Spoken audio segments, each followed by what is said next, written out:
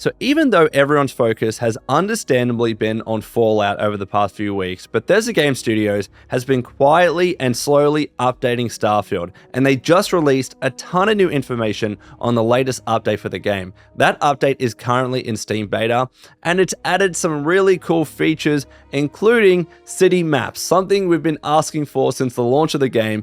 It's finally there, in addition to some other stuff. And as well, they've updated us on the future of Starfield and what else is going to be coming to the game, like land vehicles to explore planets. I'm so stoked about that. So in today's video, I'm going to tell you everything that's in this latest update, and later on, I'll also be breaking down the full patch notes so you know absolutely everything that has changed with the game. So if you enjoyed this video and want to see more Starfield content from me, please like, subscribe if you're new, with notifications if that's possible, but let's get right into the video. So alongside this update, Bethesda released this article which is titled New Features and Improvements in Starfield's Latest Major Update. They also uploaded a video to their YouTube channel, which you're seeing on the screen right now, just showing off all these new features and additions to the game, and I'll link that in the description below if you want to watch it yourself. But they say in this article, Starfield's largest update since launch is coming on May 15. The May update includes more detailed surface maps, new gameplay difficulty options and display settings, new features for ship customization, and more. So let's start off with the big one, updated surface maps. Community feedback is a huge source of inspiration for the team at Bethesda Game Studios, and one of the most requested features has been more detailed surface maps, and the latest update delivers. These improved maps replace surface dots with terrain markings, which, combined with actually seeing the points of interest on the map, makes it much easier to see where you are and what's around you.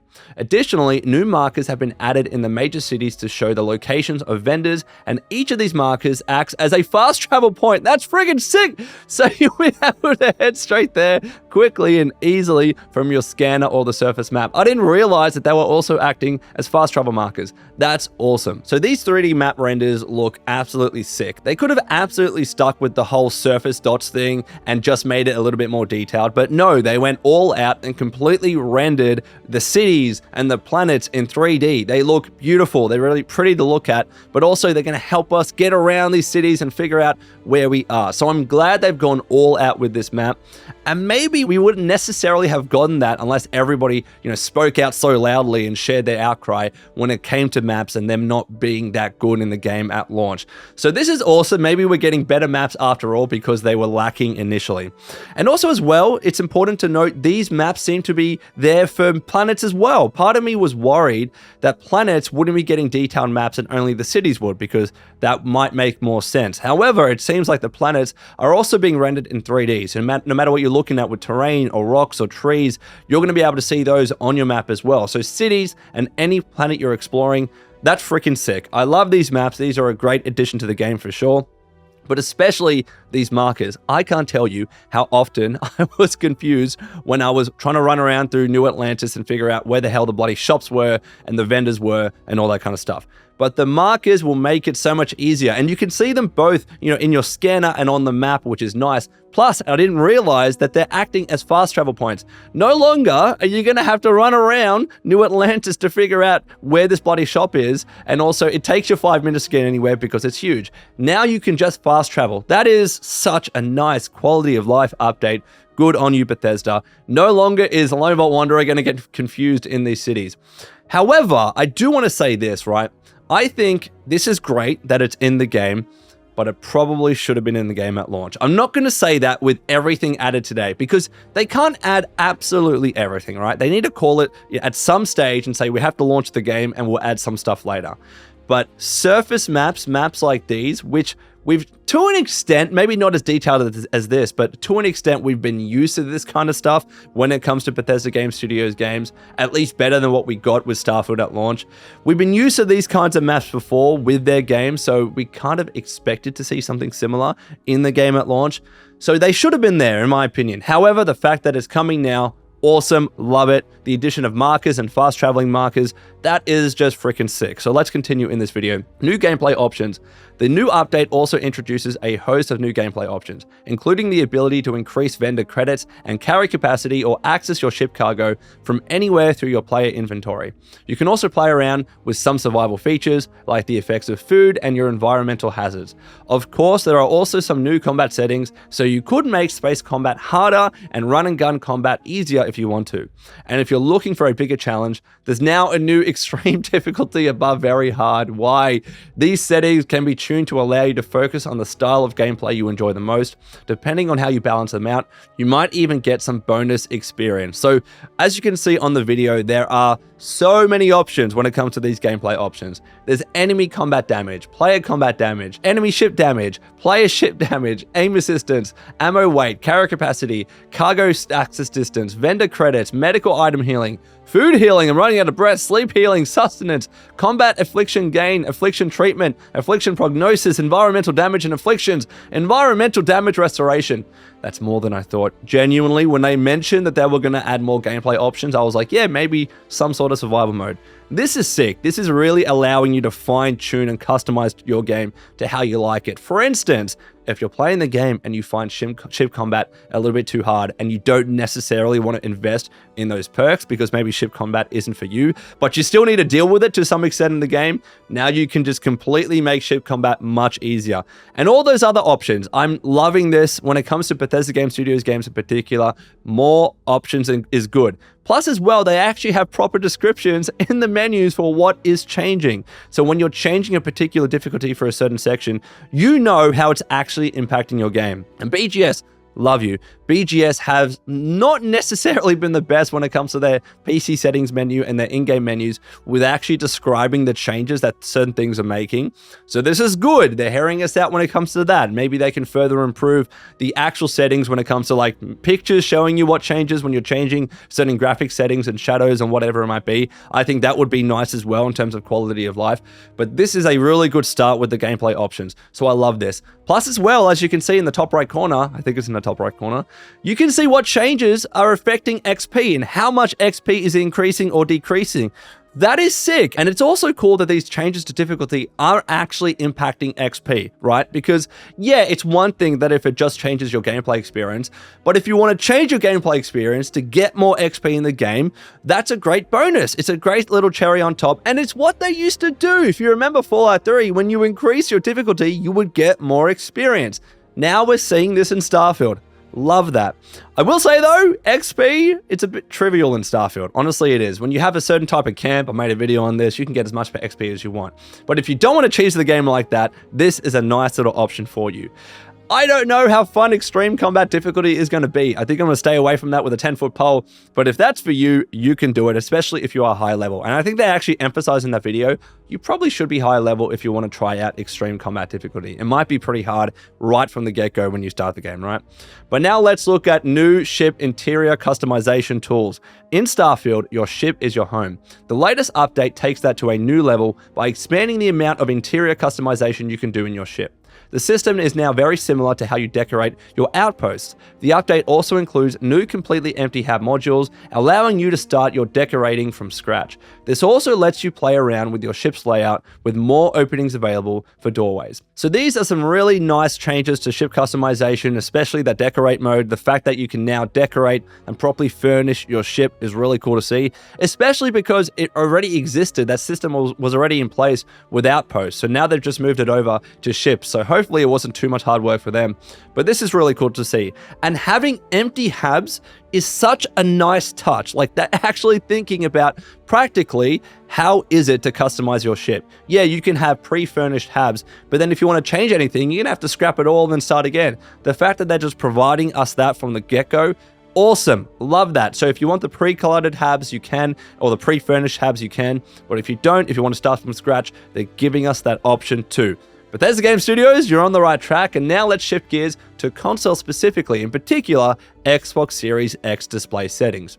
We've heard from many that you'd like to have more control over the graphic fidelity and performance on Xbox, similar to how PC players can customize their experience. We're now enabling that on Xbox Series X with a few options that you can use to find the best fit for your playstyle and display.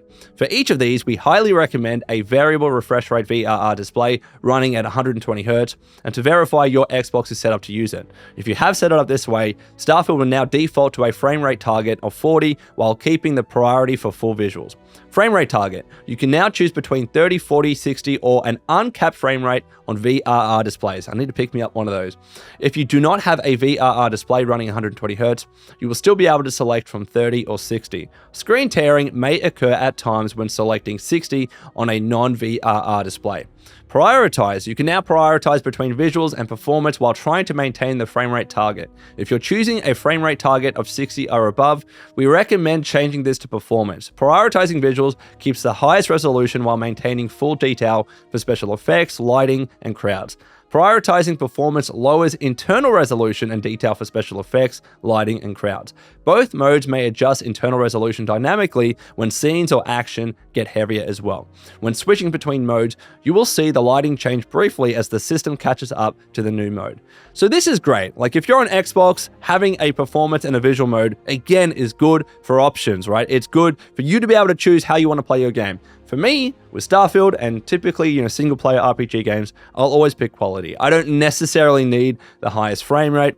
I think it looks better that way. But now you get to choose, right? You get to choose. I wonder why maybe Xbox Series S can't do it just because it's just not powerful enough to handle that visuals mode. Maybe Xbox Series X is just pretty much running or performing in that performance mode. Let me know in the comments below if you know more about that. I don't own one, so I'm not too sure.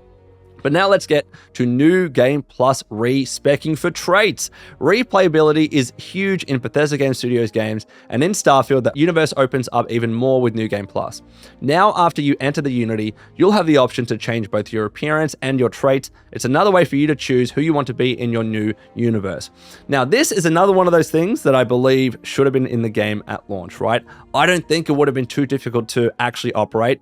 You already have the ability to choose your traits and your character's appearance when you start the game, so why couldn't that be available when going through New Game Plus? You're going through the start of the game again, right? So this is one of those things I thought should have been in the game at launch, but again, it's good that it's here now, can't complain. Respecking traits and appearance is really nice, especially traits. Some of those traits you realize later in the game are pretty crap and you don't want to use them anymore. So if you're doing a new playthrough and you want to try something else, you can absolutely do that now. So I love that. And then changing appearance as well. It shouldn't be that difficult to do. At least provide us the option when starting a new game through New Game Plus to do that. Now they are. So if you want to stay with your character, you can. If you want to change your appearance, you can. Love that. Lovely little feature there.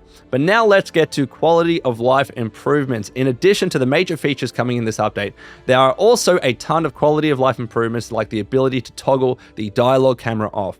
Now you'll be able to watch scenes play out from your chosen perspective. There are also new tabs in your container and barter menus, making it easier to see where you're navigating to when quickly cycling through menus.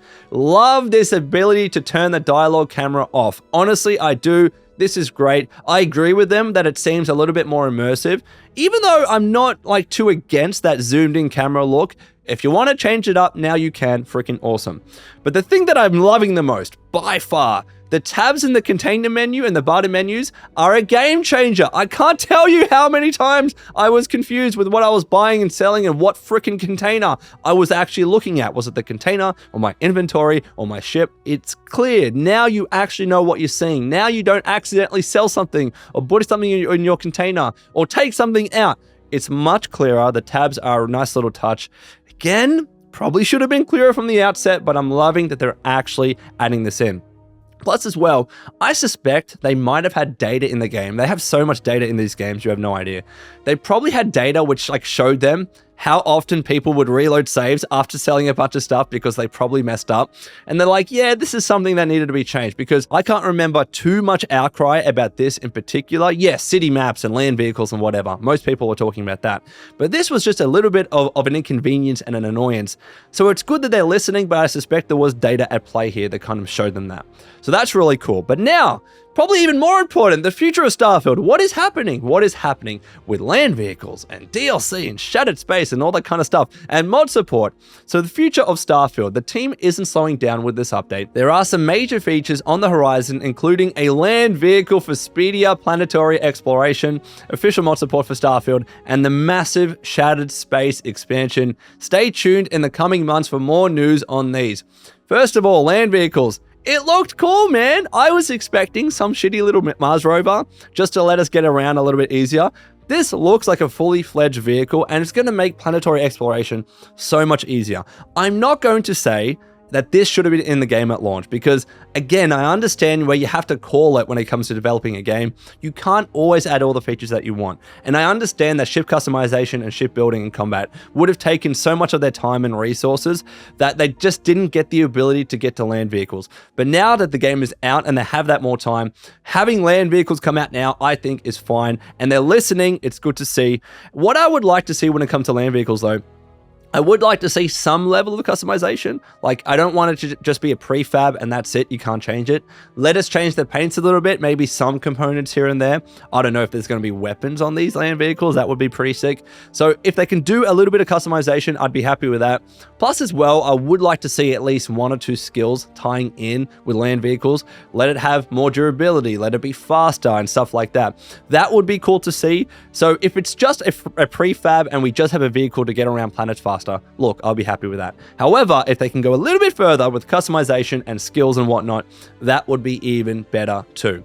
And then when it comes to more quests and shattered space, look, I'm looking forward to Shattered Space. It's been a while since we really heard about Shattered Space. Todd Howard talked about it in a previous interview the other day. But now we know it's probably going to be coming this year is my guess. And it sounds huge. I need to keep reminding you, by this time after the launch of Fallout 4, we already had like 3 or 4 DLC from memory, right? And we still haven't had a single DLC for Starfield.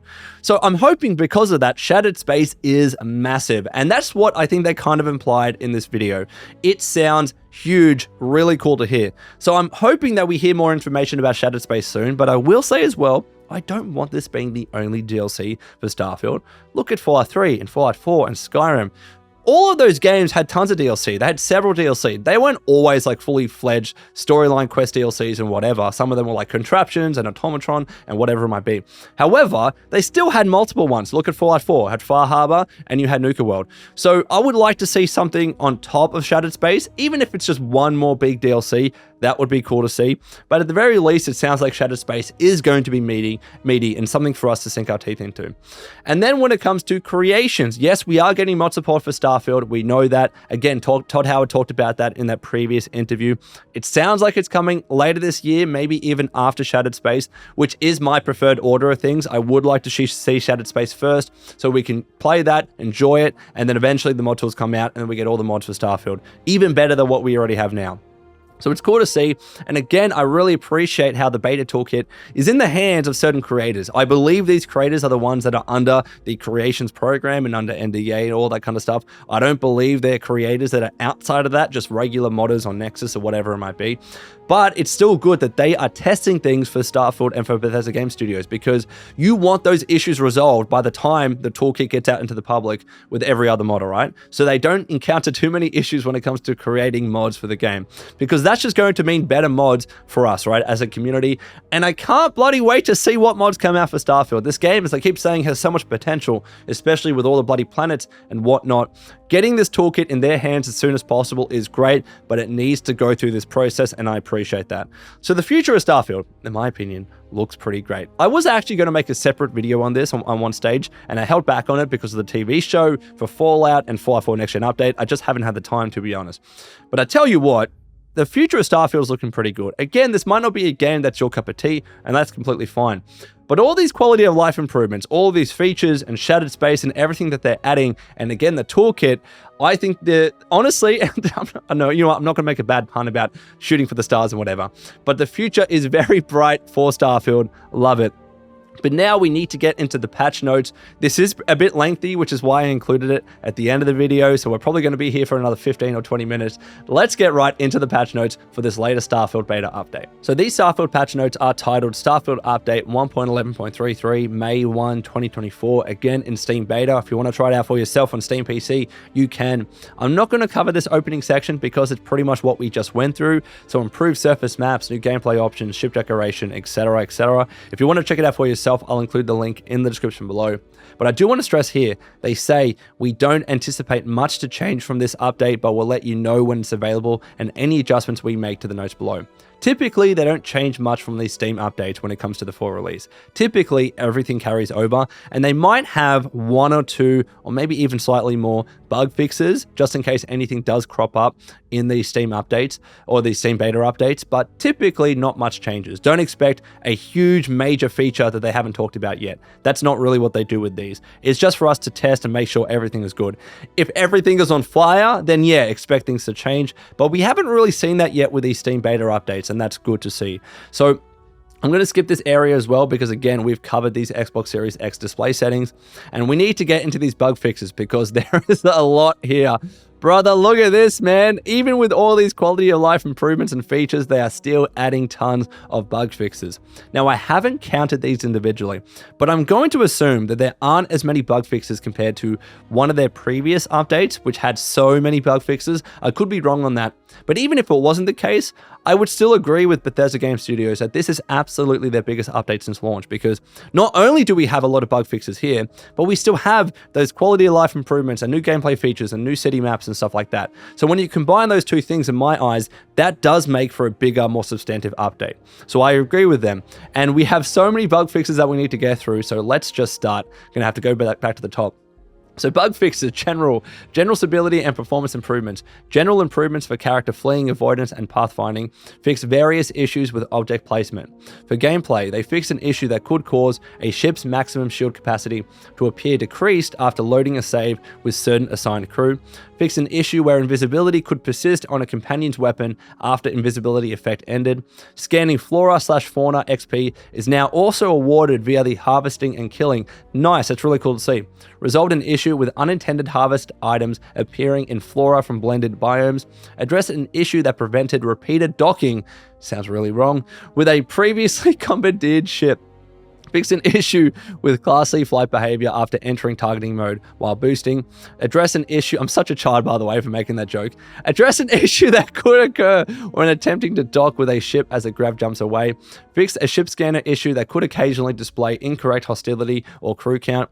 Fix an issue where docked ships would appear to overlap after loading a save while boarding. Stunned characters should no longer display the option to talk to them. That's nice. Fix an issue that could cause apparel to not display as intended on mannequins. They always have issues with mannequins in their games. It's never ending. And again here, helmets placed on mannequins should no longer cover the neck and torso section. Address an issue that could cause weapons to duplicate when looting an enemy.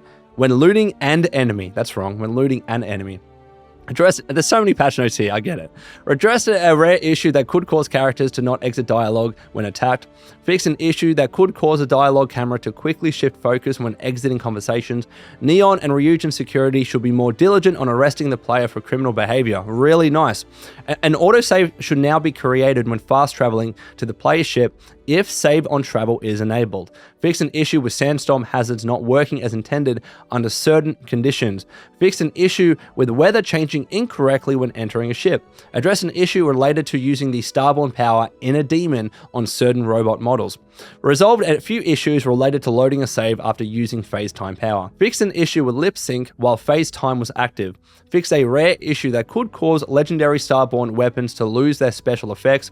I hope that that's fixed them retrospectively. Like if you have had that issue happen to you, did those weapons get fixed? Hopefully, let's see. Resolved an issue that could prevent storing items in containers aboard the Razor Leaf. Address an issue that could cause the player to appear as if they were in zero gravity after completing a temple.